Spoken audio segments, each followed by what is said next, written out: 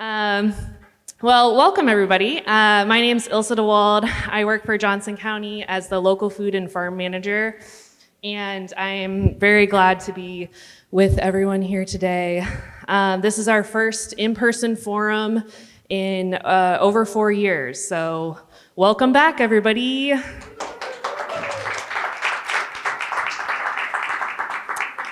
I just have a few housekeeping things today before we get into our program. Thank you to Kindred Coffee for the breakfast and coffee. If you need more, please, I know it's difficult to navigate. We're all just going to be patient with each other navigating around these chairs, and welcome that people might need a little bit more food and drink during our event and or to get up to use the restroom.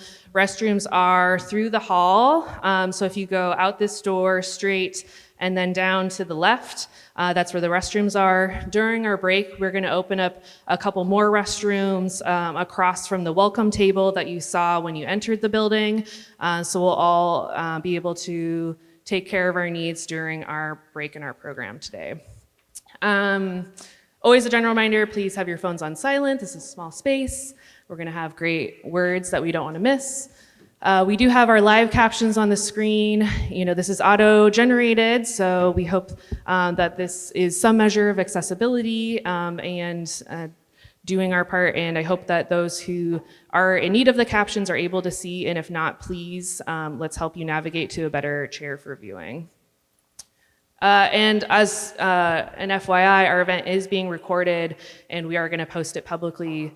We hope to capture all of the ideas that are generated here today and be able to use them in the work of the council and in my work as in the county for years to come, and to be able to share it out for anyone who is not able to make it today.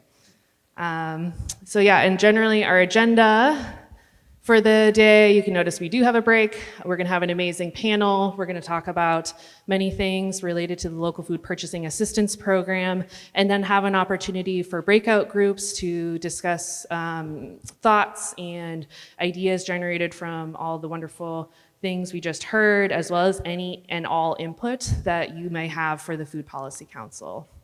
So with that, I will bring up Camille Very, our Food Policy Council Chair.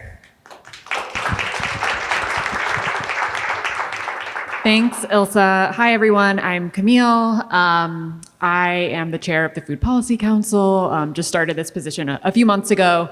Been on the council for about 1.5 years now.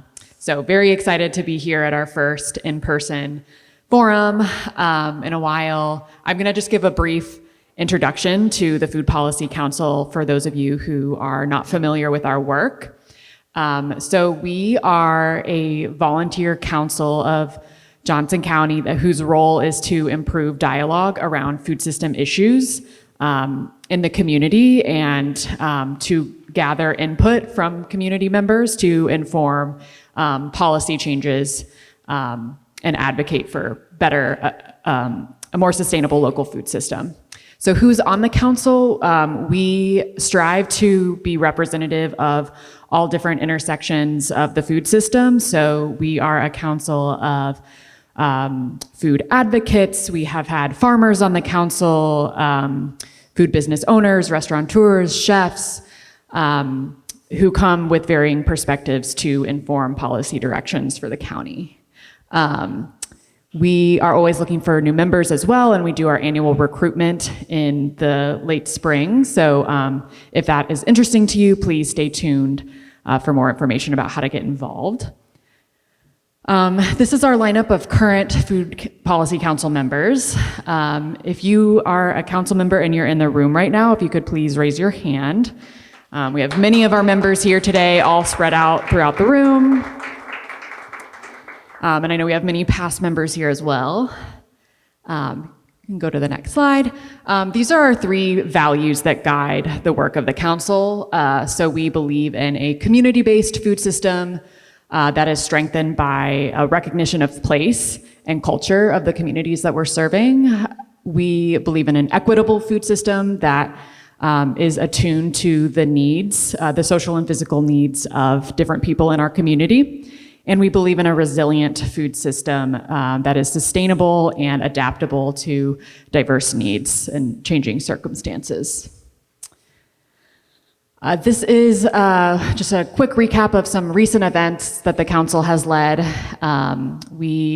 A couple of events that you may have attended recently. We've had a few happy hours in the past couple of years, bringing people together. We had one at the South District Market in 2023. We just had one in Lone Tree a few months ago. I think many people in this room were there as well.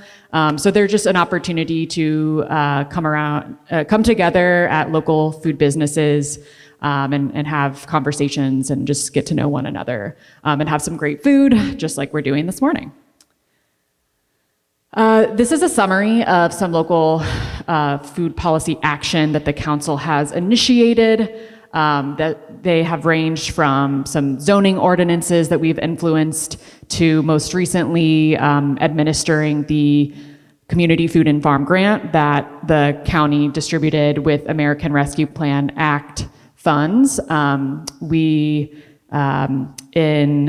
our most recent round of grants, we distributed $350,000 of funds to restaurants, local food businesses, farms. So that has been a big initiative of the council recently. We can go to the next slide. We are broken up into 3 working groups on the council. So we have our Rural Network Connections Group, Value Added Business Development, and the Community Food and Farm Grant Working Group. And together, those teams work towards 3 overarching strategic goals for the council. One is to support community connections through events like this and our happy hours and other opportunities. Another goal is to create and share transformational narratives to shape the food system. And the third goal is to identify and advocate for inclusive community policy solutions that strengthen the food system. And we do that by coming together and hearing from people like all of you in this room that can help guide us through guide our strategies in our next phases of work. So with that, several members are around the room. If you have questions about what we do, please feel free to ask. We also have our annual report up front. If you didn't grab one on the way in, it has a little bit of a summary of what we've been up to. So thank you all again for being here. I'm now going to turn it over to Giselle, who's going to kick off our program. Thank you all.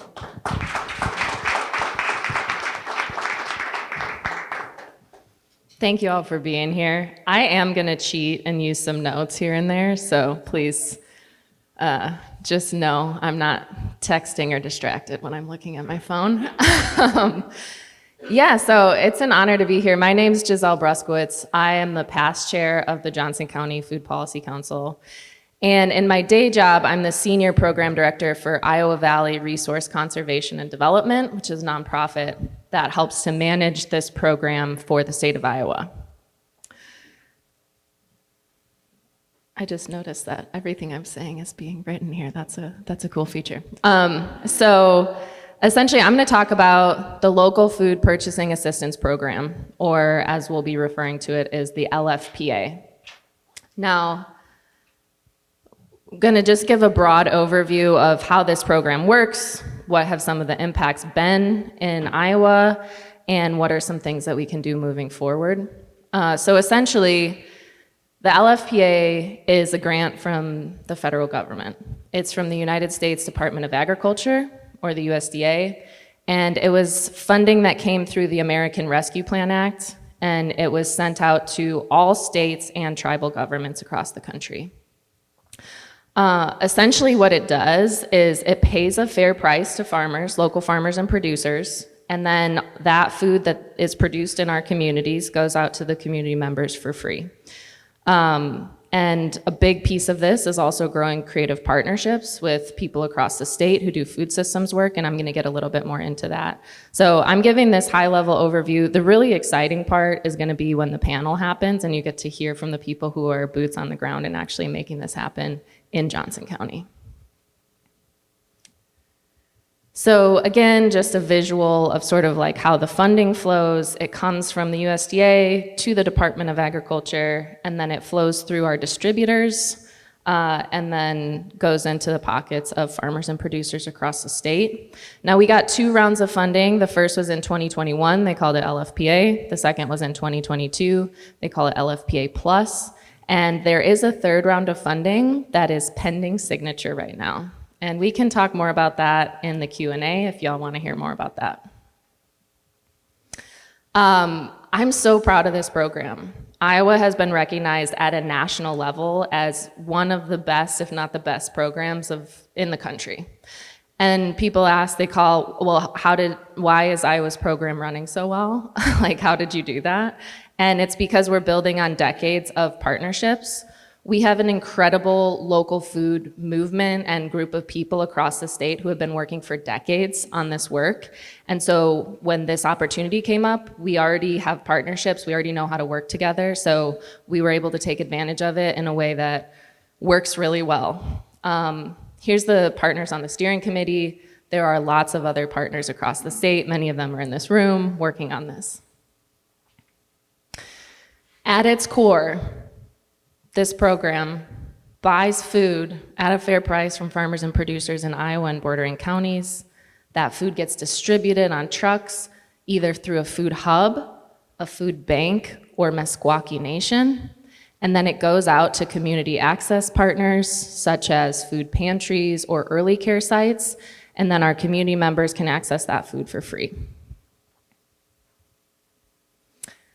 Just to give you some images to go along with that, Schaefer Ridgeway's in Waterloo. He was in on shaping this program from the beginning. He served on the producer committee, continues to advocate to shape it and make it even better. This is an image from Farm Table Delivery, which is a food hub in what I call the west coast of Iowa, over in Harlan, right on the border with Nebraska.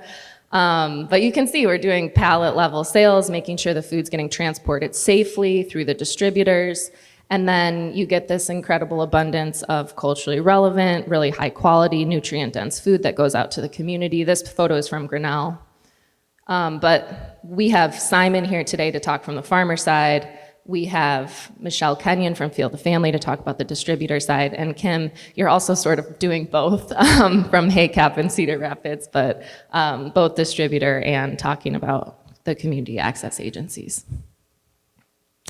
So we're focusing on Johnson County today because we're here in Johnson County and we want to look at the impacts in our community, but this is a statewide program. It serves all 99 counties.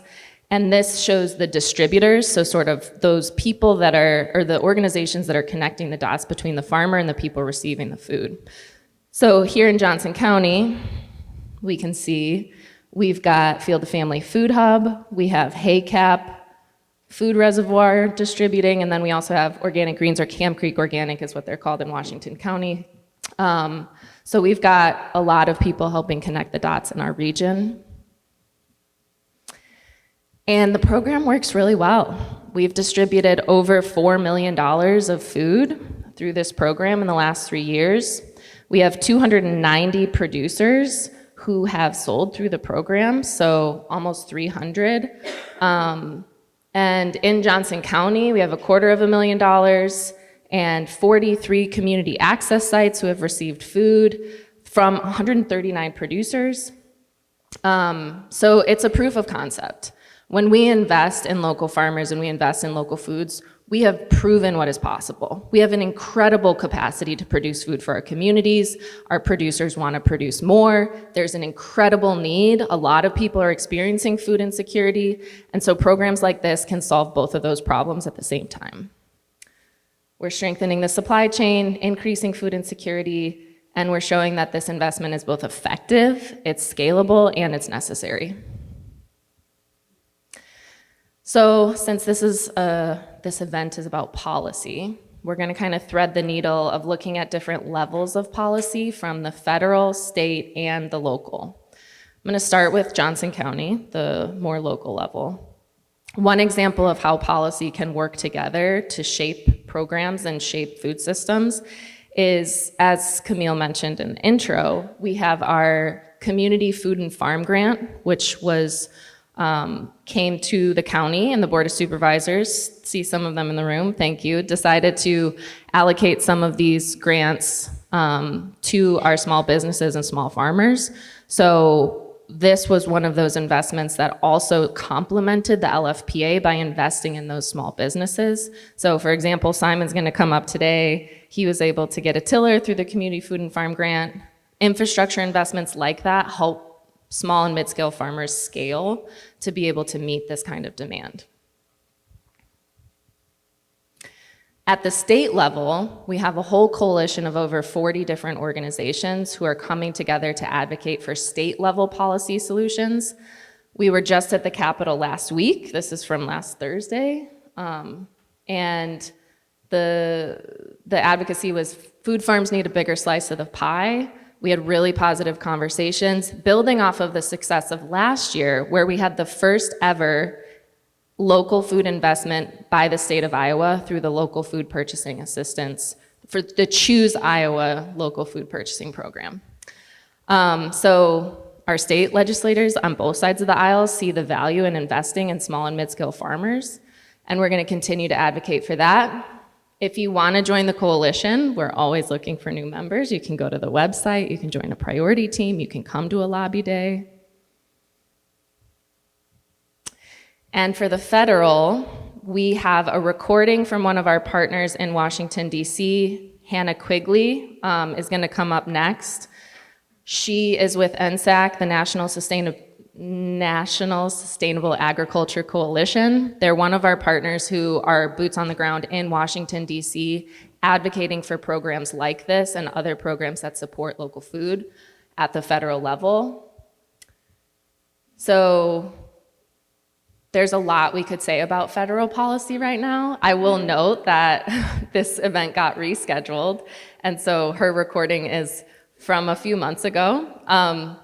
But we'll continue to advocate for smart community-driven policies that lift up our farmers while strengthening our food system. We're not gonna stop doing that. We know these investments are important. We know that they work. So thank you for being here. Thank you for supporting this work. I hope you all get to talk with each other, and we'll have small group breakouts, and we'll continue to figure out how to be effective advocates on all levels of policy change.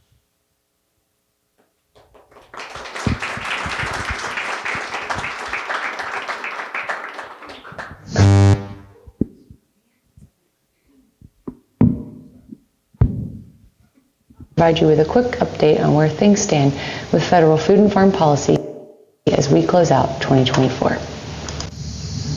Before we dig in, my name is Hannah Quigley, and I'm a policy specialist with the National Sustainable Agriculture Coalition. We're based in DC, and I focus on federal policy that supports local and regional food systems, food access, rural development, and urban agriculture. We are a coalition made up of 150 organizations nationwide, where we collectively advocate for federal policy that reforms and advances the sustainability of agriculture, food systems, natural resources, and rural communities. As I mentioned, we do this work with organizations across the country, and some of our Iowa members include the Practical Farmers of Iowa, the Iowa Environmental Council, and the Organic Farmers Association. One of the federal policies that we focus most on is called the Farm Bill. Historically, the Farm Bill is written and passed every 5 years, but there are some recent occasions, including last year, that the new version of the bill was not written in time, and so Congress had to extend the current bill before it expired. And in some cases, it actually does expire, but they can still extend it in time before any serious impacts are felt in communities. So when this happens, though, Congress basically extends the current bill. They don't really change many rules or the funding levels. They kind of maintain the status quo while it gives them more time to write a new bill, and they vote on that new version of a bill at a later time. So there are agricultural committees both on the House and the Senate side, and they are the ones that are responsible for writing a new bill. Each of these committees have a chair and ranking member from both the Republican and the Democratic parties to collectively write that bill. But even though the committees are the ones that are responsible for mostly writing that, every senator and representative have to vote on that bill. This means that even if we do not have an elected, even if you do not have an elected official that sits on the Agriculture Committee, your members of Congress still have an opportunity to influence the bill when they go to vote. But lucky for Iowa, you have both of your senators on the Agriculture Committee.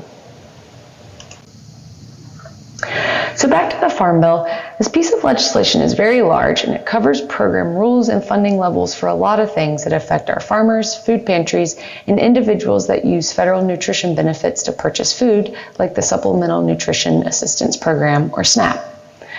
Sometimes funding for these programs are detailed out where it sets a funding level for every year, and it's considered guaranteed funding, funding that will just be there every year for each program because it exists in the Farm Bill.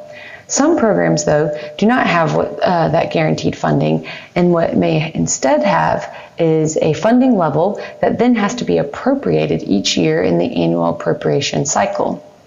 I mention this only because it's helpful to know whether a program has mandatory funding or annual funding, so that way you can know each year what you may be responsible for advocating and how to influence that piece of legislation. But if you look at this slide here, you can see I mentioned, some of the core programs that are funded through the Farm Bill, but you may not see everything that you consider being funded for food and farm systems. In addition to the Farm Bill, sometimes there are other pieces of legislation passed that create new programs and new funding opportunities. So there have been some significant examples in just the past few years. Both the Inflation Reduction Act and the American Rescue Plan Act have offered billions of dollars for new programs. The Inflation Reduction Act increased funding that's available for farmers to implement conservation practices on their farms that protect them against pressures of changing climate. And the American Rescue Plan Act funded a number of investments for local and regional food systems. One of those is the Local Food Purchase Assistance Program that allowed for states and community organizations to purchase local foods for food insecure communities while also paying farmers a fair price. Another one was the Resilient Food System Infrastructure Grant that provided infrastructure grants to farmers to implement new aggregation, distribution, processing, cold storage on their farms. And there's also the Regional Food Business Centers that are providing business technical assistance and micro grants to businesses. Now, these two particular pieces of legislation created these programs with one-time funding. And so this kind of gets where it's a little tricky. We need the Farm Bill, a future Farm Bill, to create permanent authorization for these programs so that they can continue to exist beyond this one-time funding that was provided in these two pieces of legislation. And if that does not happen, then they could disappear. However, many advocates, including probably some of you in the room today, alongside us at the National Sustainable Agriculture Coalition, we're working pretty hard in DC to try to create permanent versions of these programs in the next Farm Bill. So where are we now and what is next? In September, the United States Department of Agriculture announced additional funding for a number of local food system programs. One of those was an additional $500 million for the Local Food Purchase Assistance Program and additional money for local food purchases in schools, child care centers, and food pantries through the Emergency Food Assistance Program. So before the end of the year, states will be able to submit plans, just like they have previously, to be awarded this additional funding. And as I mentioned earlier, the current Farm Bill is expired, and if we don't pass a new bill before 2025, old laws would revert into being the active law, and it would dramatically shift the cost of food and commodities for everyone. You often hear people talk about this when they think about milk prices, and it hasn't happened in any recent history. So we do expect before the end of the year for Congress to pass another extension of the 2018 Farm Bill.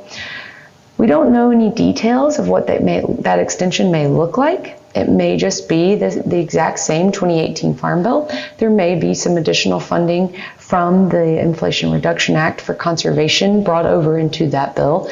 But we're following closely in DC to see what happens with Congress and what they decide to do with that extension.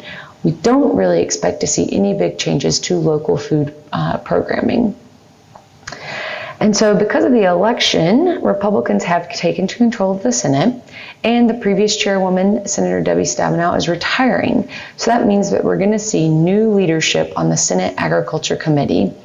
And if you follow political news from DC, you'll know there's a little bit of drama in the House Agriculture Committee right now, and a couple of representatives that are all trying to be the new leader on the Democratic side of the committee. So all that means, though, basically, is that we have to wait a little bit in the beginning of 2025 to see who will be the new leadership of both the House and the Senate agricultural committees, and what maybe the rest of membership will look like. And they have to decide on that before they can really begin introducing and referring legislation to those committees to review for the new Farm Bill. And definitely these committees have to be formed before they can begin any future negotiation on a new Farm Bill that will be written in 2025. So this means that you still have a chance to reach out to your senators to get involved again in the next Farm Bill. And as I mentioned earlier, Senators Grassley and Ernst will be on the Senate Agricultural Committee, and you'll be able to reach out to them to share with them what's important to you and your community. You would be surprised that not all of our senators know intimately how impactful some of these new programs have been that have supported local food purchases. So it's really important to reach out to them to tell them how that has had an impact on your farm and your community, for the businesses in Iowa that you may be purchasing from or receiving food from. We should never take for granted what it is that our senators know about what's going on in our hometown. So if you want to get involved in informing what a future Farm Bill will look like, really the first step is just reaching out to them to tell them what's going on in your community, to share your story and let them know why these programs are important to you and why it's important for them to continue to make them permanent in a future Farm Bill. For updates on a regular basis, you can sign up for our weekly newsletter and our action alerts, and this will continue to keep you informed on what is going on in DC and at the federal level. Thank you, and I hope you have a great rest of your event. Okay, I'll invite our panelists to come up. Yeah, right there for Simon and Fidel. Good morning, everyone. My name is Olivia Bowman. I'm the Outreach and Events Chair for the Food Policy Council, and I'm really excited to be moderating this panel today. It's personally very exciting as well because I used to work as the operations coordinator at Field to Family for the first and second cycles of the LFPA. So I'm intimately familiar with the amount of muscle and brain work that kind of goes into getting this to succeed at the local level. So before we jump into the conversation, I want to share the format of the discussion. I'll kick off and ask our panelists a few questions, and we hope you all brought questions, or maybe have some light bulbs that go off during the conversation, and then at the end, we'll take questions from the audience. So all of our panelists are from diverse parts of our food systems, so I'm going to ask each of the panelists to introduce themselves. Michelle, I'll start with you. Please share your role in the food system, what your connection is to LFPA, and your why. Why is this an important topic for you and for all of us? Okay. Thank you, Olivia Bowman. Thank you for having me here. This is an amazing event. The food is lovely.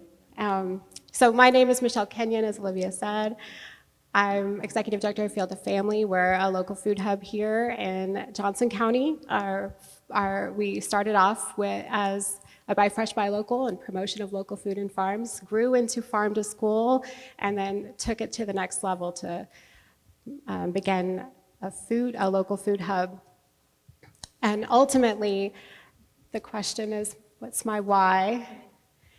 So it really comes down to, I'm going to do what Giselle did, I'll do a little cheating here on my notes.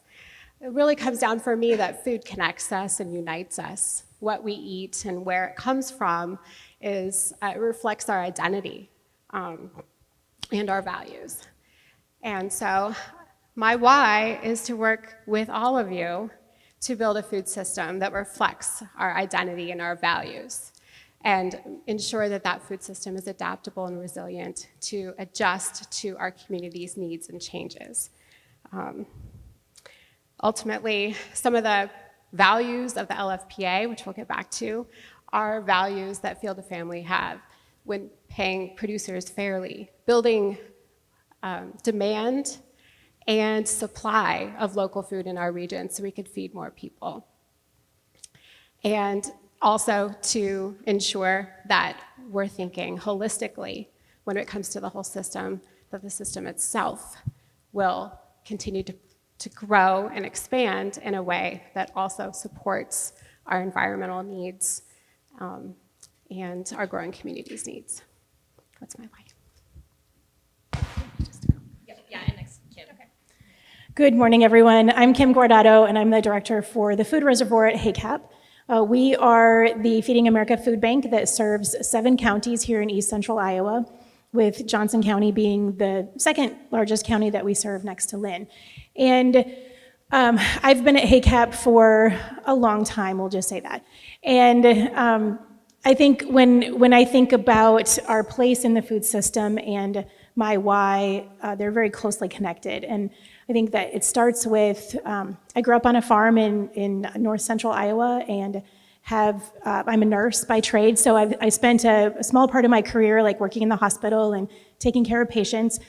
And that it didn't feel like it was enough. It felt like there's so many people that have such a greater need outside of just being able to be healthy. There are so many other connections that come in with that. And since I've been at HACAP, I spent a lot of time working with our health programs, WIC, child health, maternal health, which really helped me see those that are facing food insecurity and the additional needs that go with that, and how we can make a bigger difference. So food is part of that. Food is certainly the piece that can keep people healthy and keep people going, but overall, people just have so many needs. And so being able to, I think that our part of the food system is really that piece about finding the food and helping people get food that don't have it. So about 50 to 60% of the food that we distribute through the food reservoir is food that is donated. And then we have about 25% that comes through the TFAP program, or the Emergency Food Assistance Program, which is also part of the Farm Bill.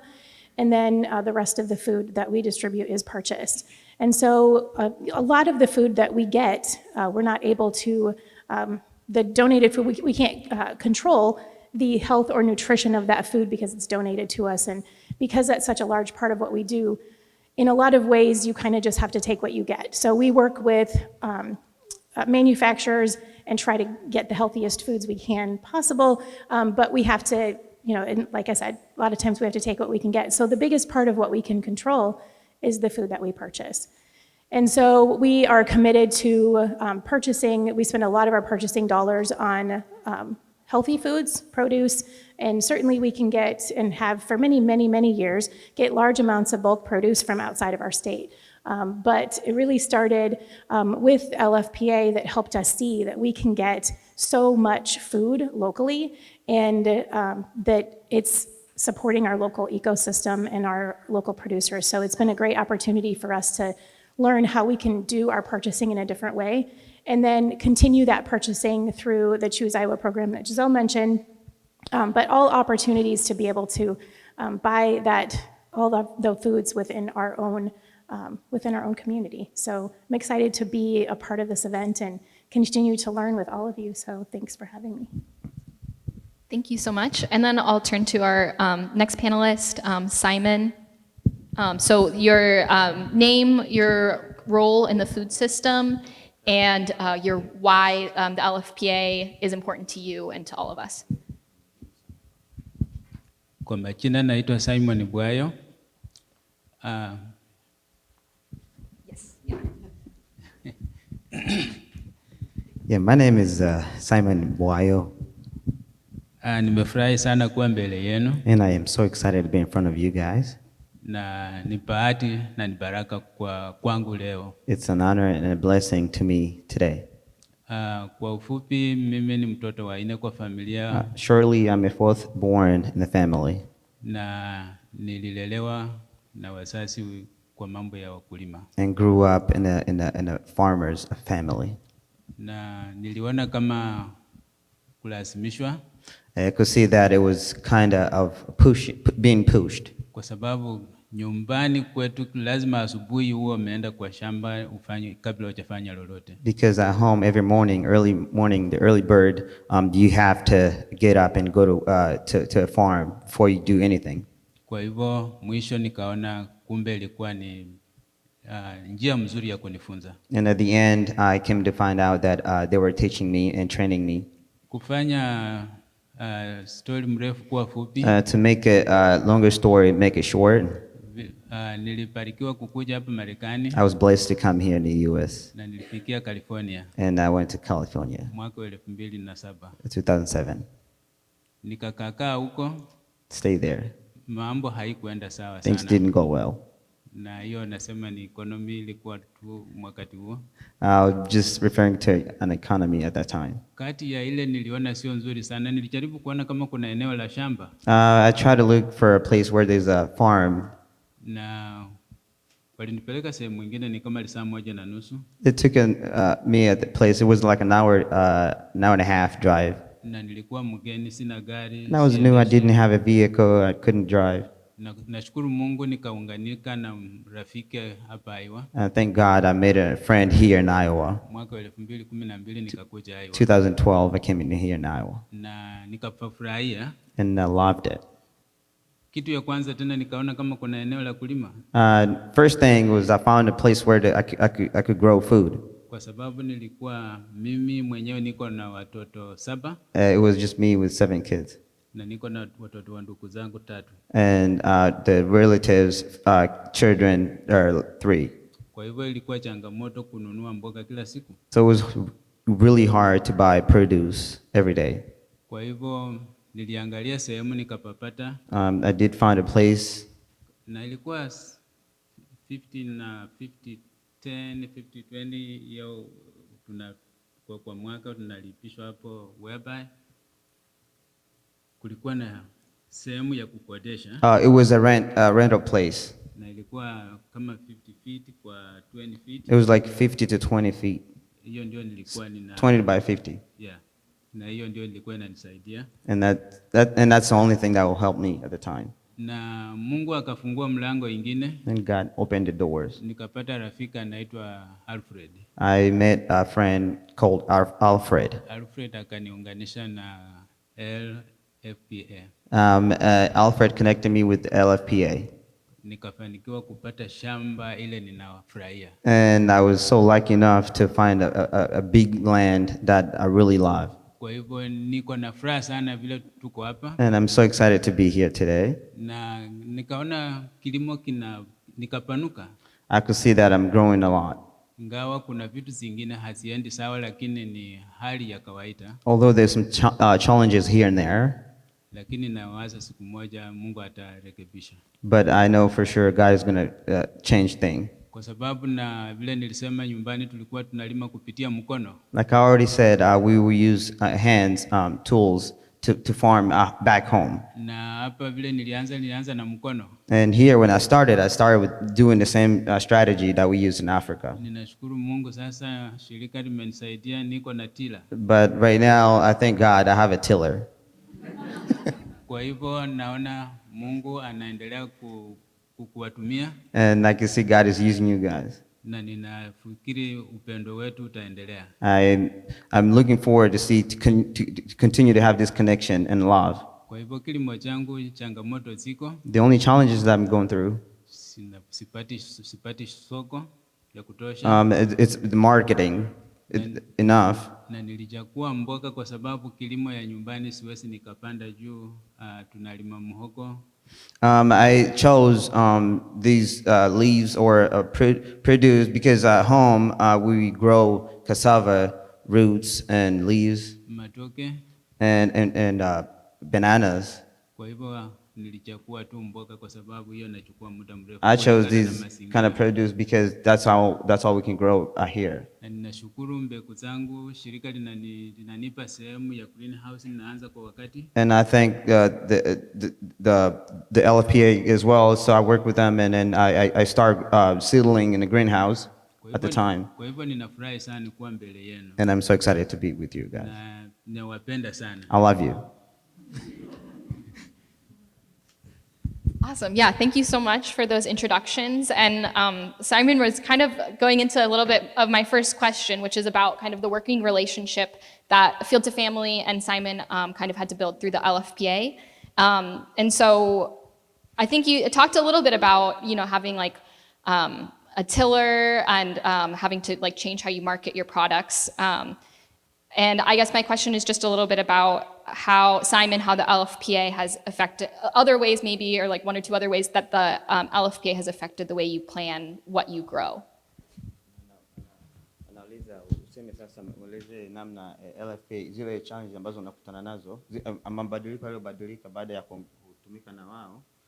Unaona kama kuna vitu unavyokumarisha vitu sasa, unaona kuna vitu wamekuja kubadilisha ambavyo haviendi vile unavyotaka.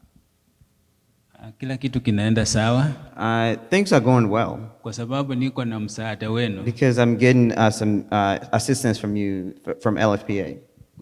Mimi mwenyewe singeweza. Myself, just alone, I wouldn't do it. Kwa hivyo kila kitu naona kinaenda sawa na sioni kile kinarudi mbele isipokuwa tu soko. I don't see a major challenge. It's just the marketing.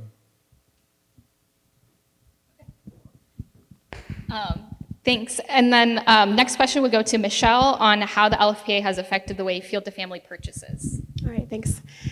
The LFPA really helped us test our systems. We have expertise and we had built food safety. We had built our infrastructure, our warehousing, our distribution. We had built our partnerships with producers, at least starting with 12, I think, the first pre-launch. And then from there, now we're still tallying it, but from the last year, it's going to be over 80 producers that we purchased from just in 2024.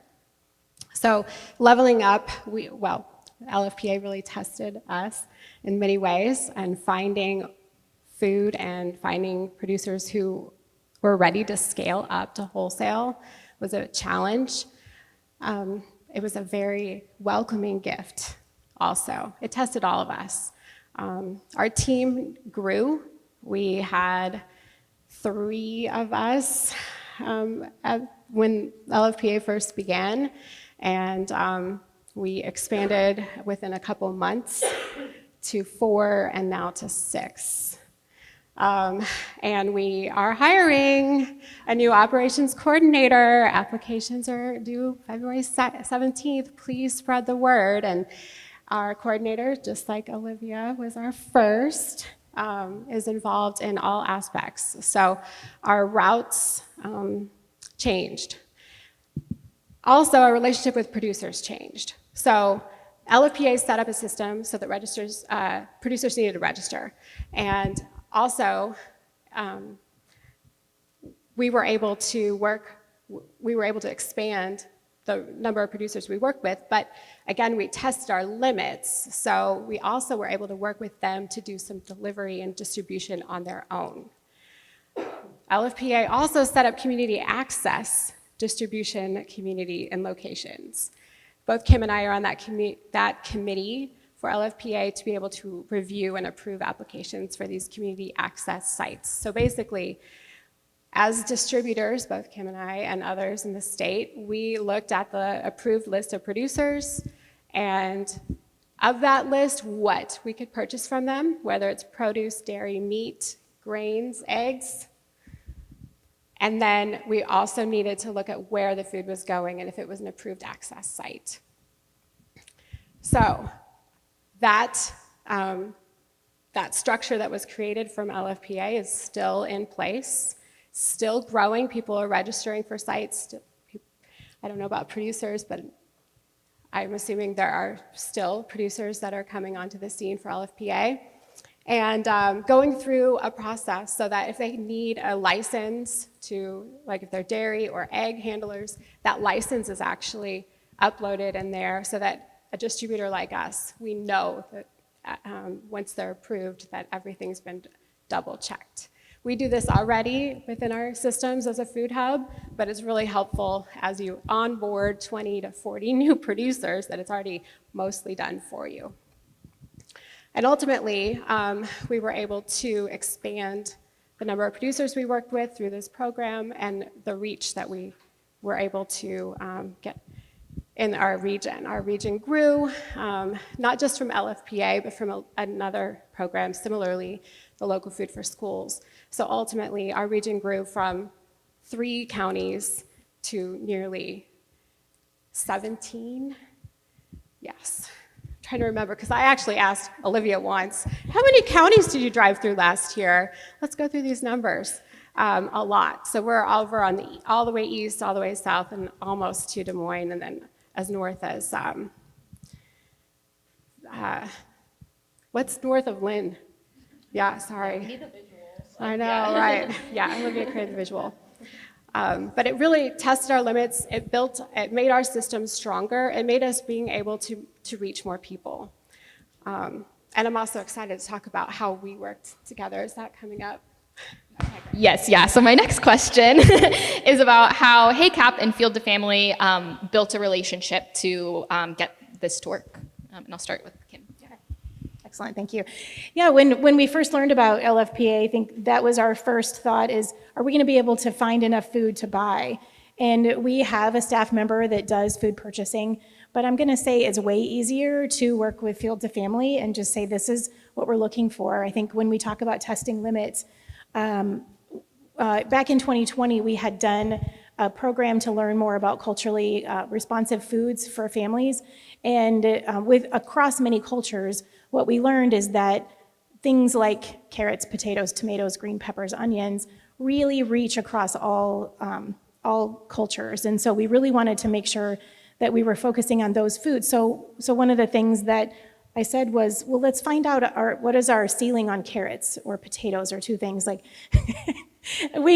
how many potatoes can we find in our state in maybe January? I can't remember when it was, but it was fun to see what are our limits on these foods and how many can we find within our state. And we learned a lot of things about a lot of foods that are in all parts of our state.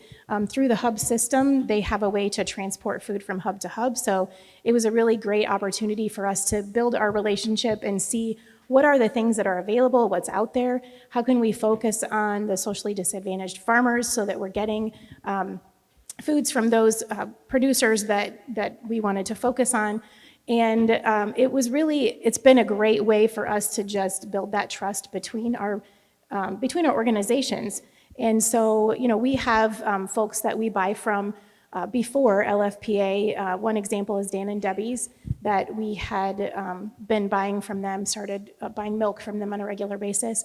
But we can get so many more things when we work through the hub and have those opportunities. So really it took us sitting down and just saying, hey, what are our goals and how can we figure this out? And looking at what the options were and making it happen. Yes, it was really amazing to be able to leverage the resources and knowledge you had as well, because when it comes to our organization, where our expertise is more availability, what's local, what's available now, what quantity, and ultimately we were a distributor of a fund that was working to feed more people that needed more access, and that's not our expertise. And Johnson County has a lot of support in this area. And we wanted to work with those who were providing that support to ensure the food was distributed more equitably in our area. So that was an essential part of our beginning conversations, to make sure that the contract that we had and the funding that we had for food was going in a more equitable area. So we worked with both Table to Table and HAYCAP to identify those challenges and work with them. And I think we did a really good job. I'll add to that. I think when it started, we serve 7 counties, and at that time, Field to Family was mostly serving Johnson County. And so we worked together from the equitable standpoint just to make sure that that as far as a food bank, we could get food to all 7 of our counties, and that a bulk of the food that Field to Family was getting, because we each had our own allocation. I'm not sure if we specified that. So HAYCAP had an allocation of funding and Field to Family had funding. And so that was a way for us to be able to make sure that we're getting to all of our communities and through all of the partners that we already have through the Food Pantry Network here in Johnson County. All right, and then the other way we were able to leverage LFPA and the other USDA programs is I want to give a shout out to our program manager, Emily Roberts over here, and our operations manager, Jessica Burr-Fogarty over here. This really empowered them to be able, along with Olivia at the time and Aaron Durian, our operations coordinator now, really able to leverage their expertise to be able to engage with producers in crop planning. So it's really essential to work from the beginning, before seeds are purchased, to ensure sourcing and availability of local foods and what's needed. And so that has really taken our food hub to the next level, having that ability to work in advance with producers and our partners on the customer side to meet that higher demand. And it's really exciting to see it happen. It happened, the first time it happened was when we got more into schools at the very beginning. Cherry tomatoes, I will say, was huge and still is huge. Okay, we want cherry tomatoes, please. They are in high demand from schools. And we started working with Friendly Farm, who's here today, early on, who grows amazing cherry tomatoes. And the school just wanted more and more and more. And he said, okay, and he did. And then he said, oh, well, I have other customers now, so I'll give you some. And I was so happy to hear that his supply outgrew us, that he was able to meet other markets, because that's really what we work with on producers. We want to help them expand their supply and their market channels, because we need their food, and we need it in many different ways, not just through the food hub. So we were able to engage in 5 other producers who sold cherry tomatoes and get them more markets and more demand, and meet the higher demand the schools want. For the most part, we're meeting it, but we'll always need more fruit and more cherry tomatoes. Okay. So next question I'm going to ask is, if LFPA funding were to end tomorrow, what elements of the program do you think and do you hope would continue on? Meaning, like, the relationships with new food system partners, the ability to get culturally appropriate foods into the community, new programming, or better production planning. What elements would you most like to continue on? I think I'll start with Kim for this one. Great, thank you. What I guess from a perspective of if it were to end, we would want to continue to fundraise to buy local foods. And we're committed to doing that, and everything that we offer from a perspective of fresh produce is always free to our pantries and partner agencies. So we want to continue to do that. Certainly having funding available from somewhere else helps make that happen a lot easier. But the other piece of it is the folks that we're buying from, and the amount of producers that we're able to support. I would want to continue that, and certainly there may be challenges, but we want to continue to have the fresh local foods available for people, especially for people facing food insecurity, and this is the way to do that. So we would continue as best we can and look for that funding to be able to do that. Certainly there is a program called Choose Iowa. It's been mentioned a couple of times. That is some funding. Choose Iowa is a much bigger program than just funding that we have received to be able to buy local, but it's a great continuation of LFPA that's state appropriated, and so we're hoping to be able to grow that program and continue to receive funding so that we can keep doing this work here in Iowa. I've already mentioned a couple of the structures that LFPA has created that has been incredibly useful. This database of producers. So database of someone else to say. The food safety licensing also with that. The community access locations, but also there's a pricing guidance. So we can always look at that to make sure that not only are we paying fairly, but we're within that guidance. We've also worked together collaboratively to update that guidance as it goes. It's something that's available to all producers and all distributors. And then also, we have learned so much from producers. We've been able to not just buy more of their food, but we've also learned what food they grow well, what they're excited about, and we're working to get more of that food on more people's plates, help promote the culturally appropriate foods or the different type of foods. Lenga-lenga and white eggplant are just two. Those are some of the foods that we bought from Simon. And also, where does it need to go? As a food hub, and as I said, this isn't our area. Where does it need to go? What are the community access sites? So we'd love to hear what producers think about where this food is most needed as well. And then our partnerships, of course, with food access sites. HACAP has been a great partner. I think, as Giselle said earlier, the way the state has run LFPA is seen nationally as a huge success. I also think that a lot of people look to HACAP as a huge successful way to run a food bank. So we're really lucky we're in that area. I think a lot of other food banks in Iowa are learning from HACAP, and I think also that the more that we can partner and have these collaborations, the more we learn from each other, and the more we can leverage our resources so that we could expand our impact together. And it feels really rewarding to know that we're not oversaturating here, and we're expanding and growing for each time we work together. So. And then I'll pass this question to Simon, and then we'll head to audience questions. So Simon, if LFPA funding were to end tomorrow, what elements of that program would you like to have continue on?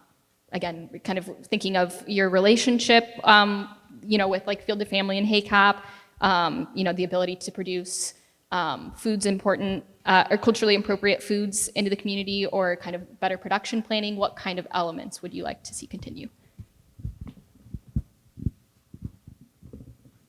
Asante sana, ni swali nzuri. Thank you, and that's a good question. Kwa Simon mimi nitajibu nitaendelea. For me, I'll continue to grow.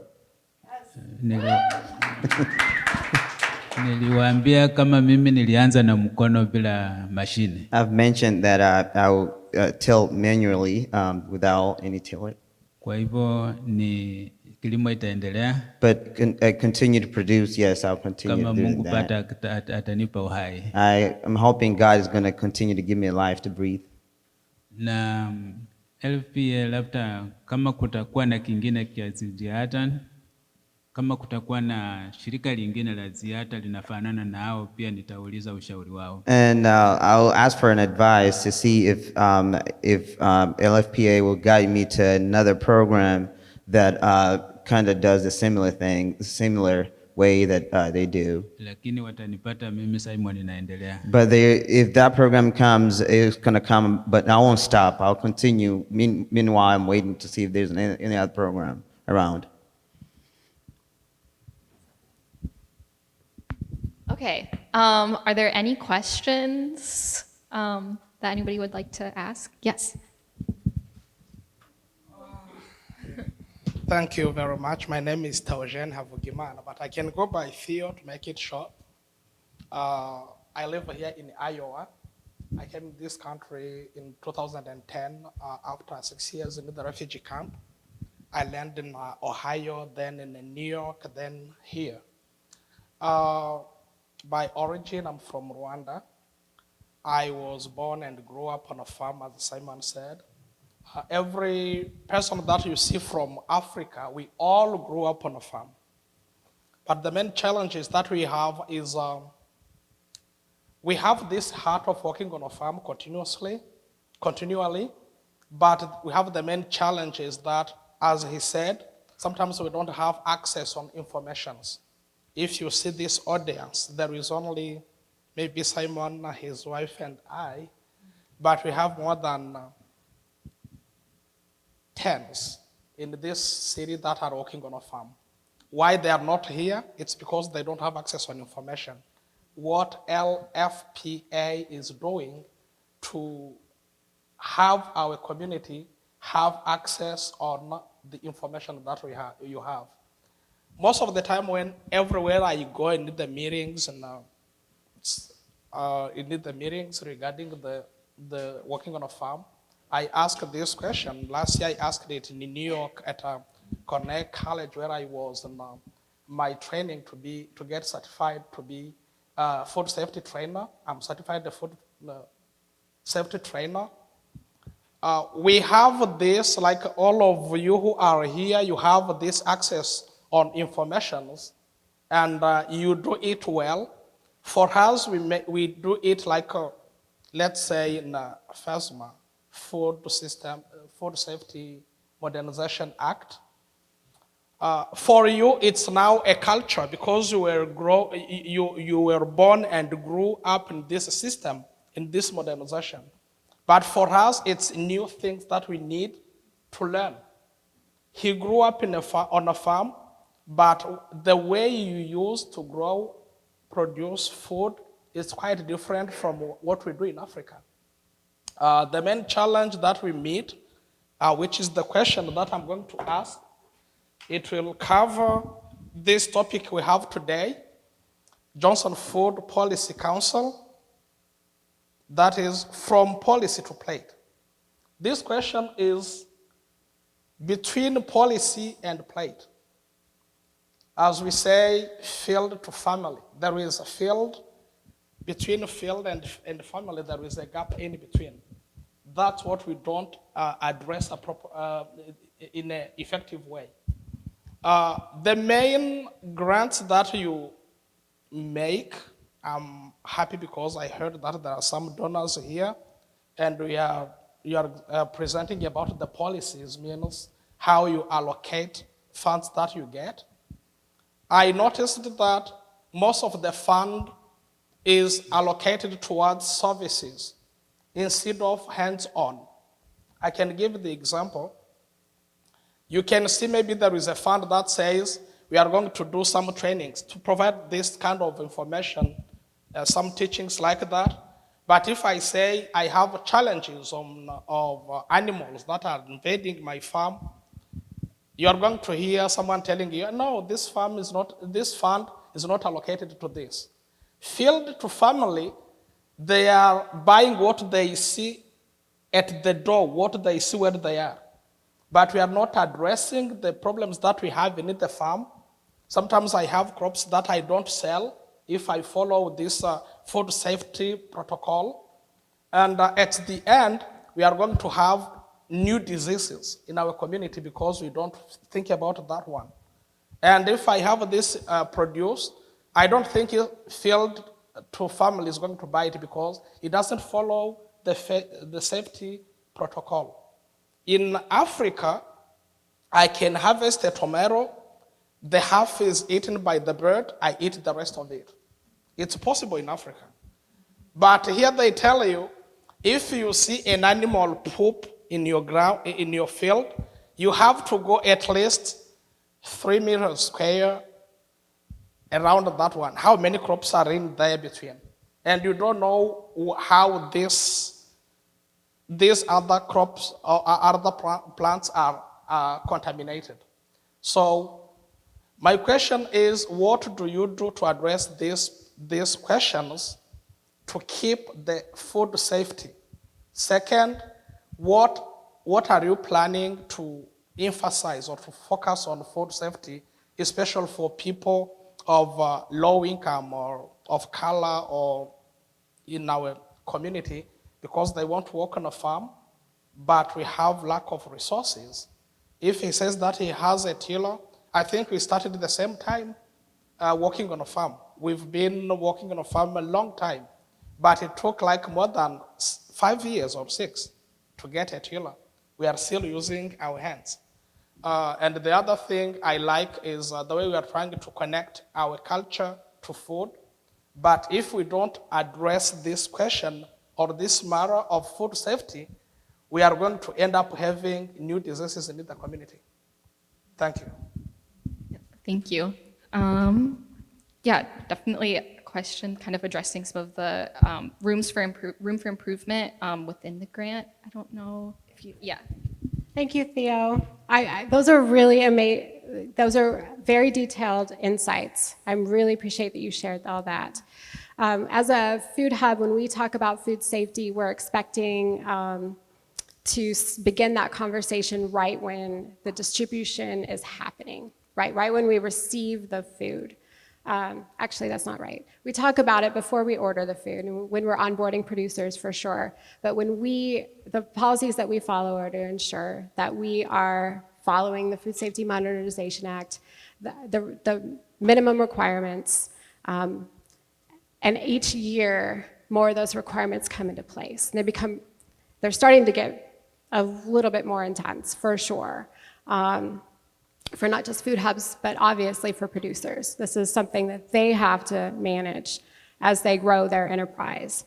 There are lots of organizations that do food safety training and give you the FSMA and the GAP certification through Extension or other producer-based organizations.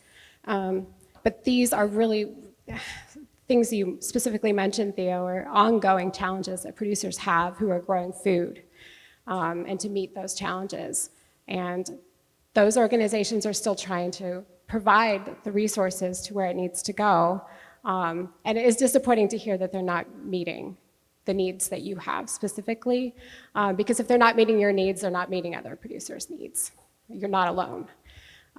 When it comes to what we are doing, we are asking producers who are ready to scale up to wholesale. And get into schools and get into other food service businesses.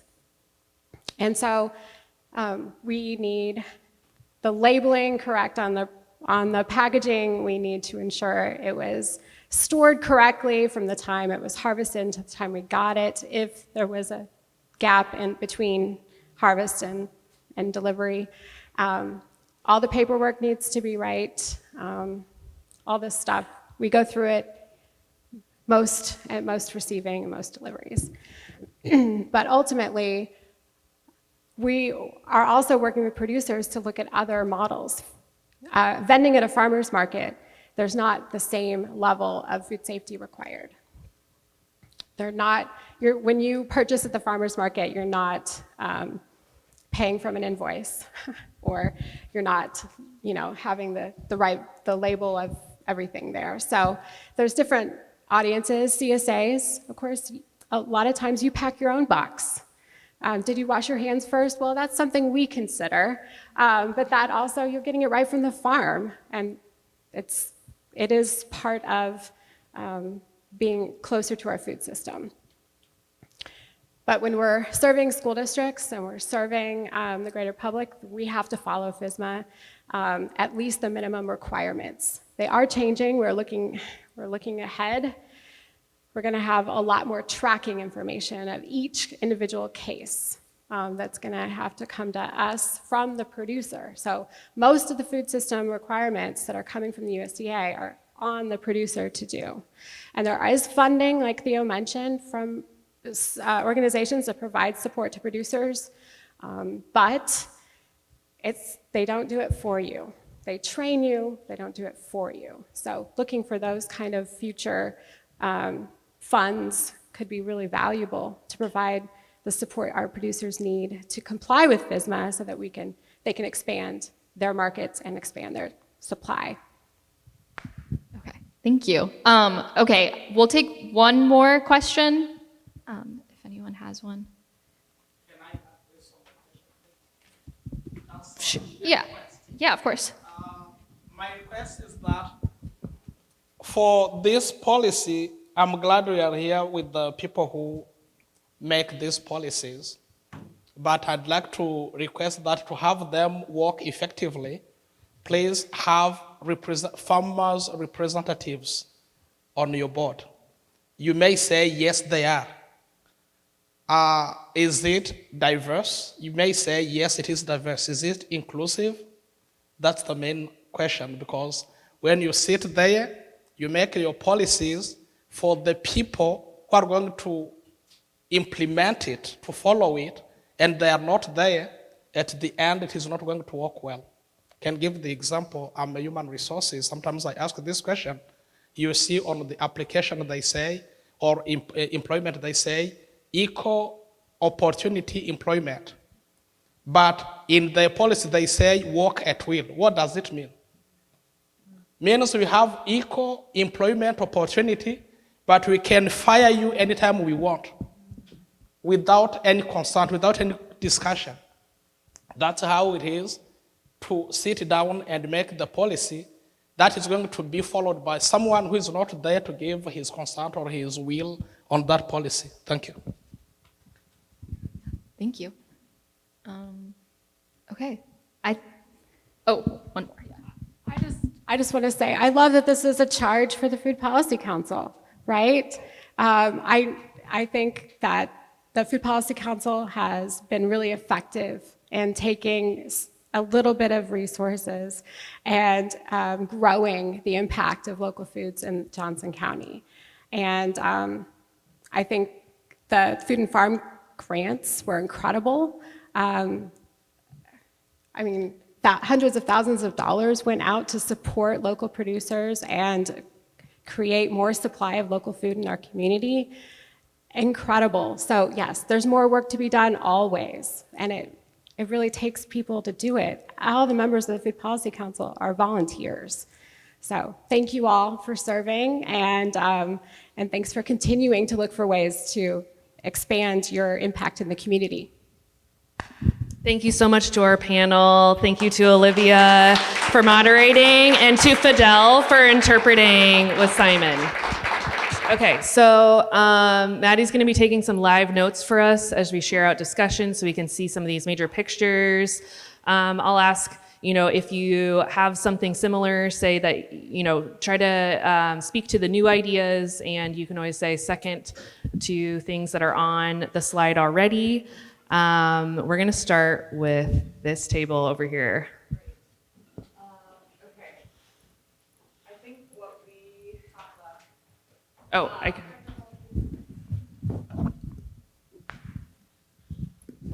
Thank you. I think our discussion ended up, correct me if I'm wrong, group, but we've just raised a lot of questions that I think we can take back to the council and that other people working in the food system can think about. But some of the questions that we raised were how to enhance marketing support, understanding that needs might differ across different producers. Along the same vein, we talked about how are we making connections in the community? Like, how is that logistically happening, and who is getting left out of that, and how do we address those gaps? How do we reach more people? We also talked about an issue that our group raised was, in some cases, people are driving to like Des Moines, for example, to get culturally relevant produce that's actually being grown in the community here in Johnson County, but people aren't aware of that. So how do we help them learn about that? And then we also talked about an opportunity at the Iowa City Farmers Market could be to bring in more of these small producers to sell at the farmers market. We talked about how can we reduce barriers to selling in those types of venues. So those are our main points and questions. Great. Who wants to hop up next? Are you doing it? For our table, we listed quite a few successes. Yeah, if you want to. Now I can't read it. Sorry. Successes. A lot of discussion here about, it just sounds like the LFPA allowed a lot of networking and connections amongst producers, amongst markets, and kind of the logistics between those things. and a lot of investment in learning and building capacity all along those areas, and then just increasing local food production.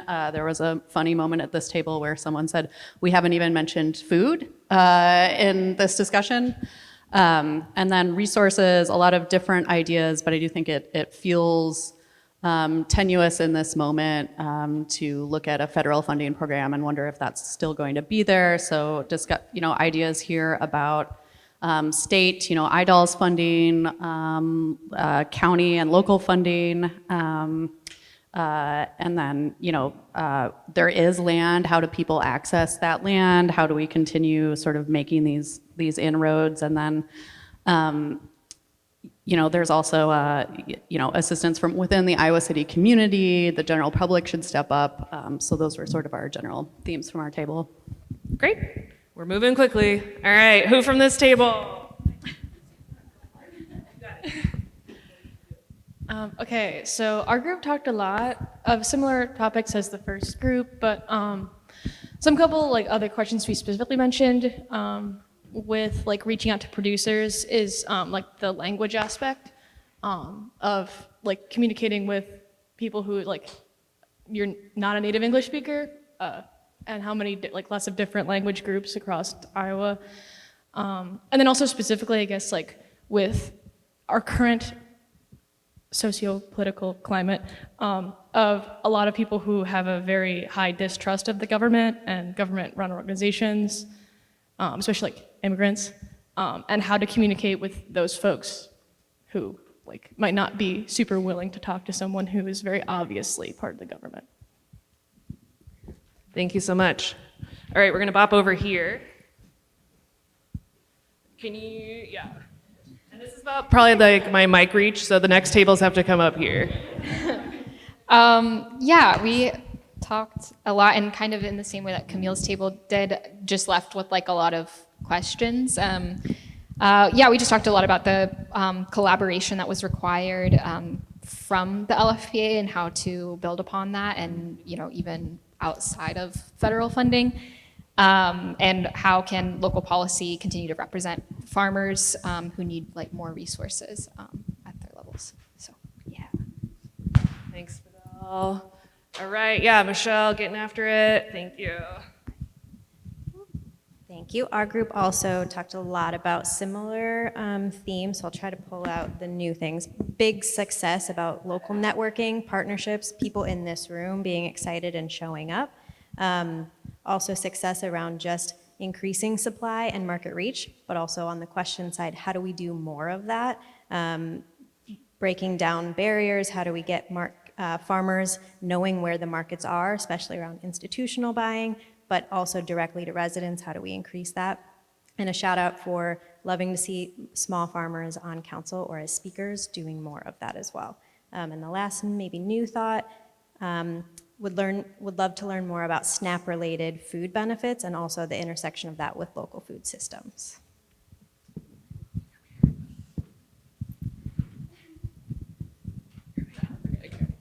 I got it. Sorry, I'm gonna stand right in front of you. Okay. So yeah, thank you. A lot of the successes we talked about are events like this and community, even though we also mentioned that's something that we could work on is community and outreach. But a lot of our questions went around with expanding the social curriculum in tandem with these programs like LFPA. So, we're talking about, yeah, food to plate or policy to plate, but before even the food, starting with the people and educating them, especially kids. And then we also had conversations to consider what will happen to funding when these programs end. So maybe trying to focus maybe more on risk analysis and contingency planning to make sure that we could support everyone if this does occur. Amazing, thank you. Yeah.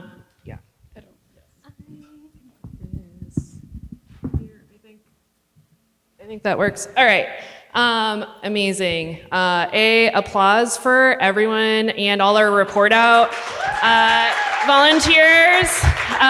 Y'all were very short and succinct, and that was amazing. I did not think we would be able to achieve that in that amount of time. So appreciate all of those ideas. A few takeaway notes. We really invite you to join us in different ways to continue this conversation. whether it be through, first and foremost, please take our exit survey. There's a QR code that's available on the tables, both on the long form poster as well as the laminated sheets. We would really appreciate feedback about the event. We will absolutely be looking at that for what we want to do in our next one. This is our postponed 2024 forum, so we're even going to be jumping ahead and planning one for 2025. So would appreciate any and all feedback. Also, we have a newsletter for our local food and farm team that covers both the Food Policy Council, all of our local food programs we work on with the county, as well as the historic poor farms. So if you'd like to hear about more information about things going on in the community, that's a great way to get local news. Giselle had also mentioned the Iowa Food System Coalition at the state level as being a great resource for food systems work across the state, and the National Sustainable Ag Coalition as well. So please stay involved. And yes, and Michelle had a specific plug. Yes, I want to make a shameless plug for the Field of Family annual meeting. We're on March 1st. It's row in the popcorn room where we'll share out what is the impact from 2024, which includes LFPA and LFPA, and then also brainstorm and plan for the next year when it comes to building the food system and utilizing food hub resources to enact to brainstorm. Thank you. Yeah, so if you want another conversation right up next in March, we're going to be having that, the Field of Families hosting a meeting. And also, we're going to start recruitment for the Food Policy Council. So if you are interested in joining the group that's organizing to put together these events and would like to sit on this volunteer council, we'll be recruiting between March and May for appointments starting in July. So I really appreciate everyone gathering. You know, this week has been a lot of ups and downs, and nothing gives me hope more than gathering together in community and knowing that we are in this together and we are working to find solutions to meet our collective community needs. So thank you all for being here.